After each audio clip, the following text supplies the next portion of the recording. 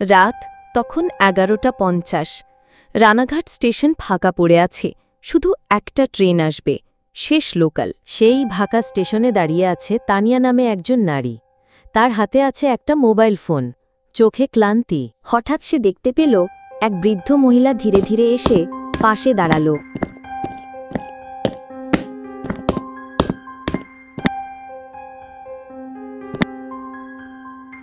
কিছুক্ষণ দুজনে দুজনের দিকে তাকিয়ে থাকল।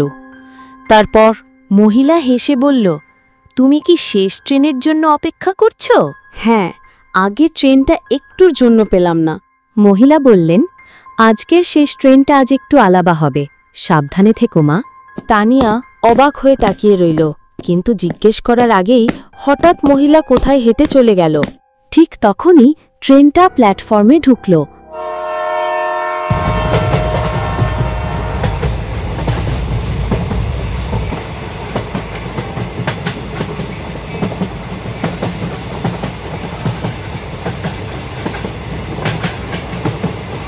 তানিয়া ট্রেনে উঠল। ট্রেনে ওঠার সাথে সাথে ট্রেনটি চলতে শুরু করল।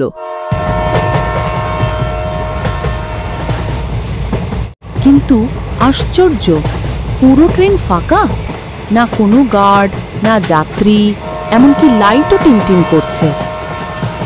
ঠিক কিছুক্ষণ পর তার উল্টো দিকে এসে বসল একজন লোক। তারপর হঠাৎ তানিয়া এমন একটা জিনিস দেখল যা দেখে সে শিউরে উঠল।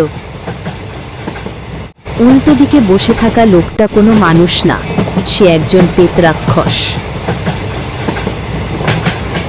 তখন রাক্ষসটি বলল, এই ট্রেন জীবিতদের জন্য নয়, তুমি কেন উঠেছ? এক্ষুনি নেমে যাও।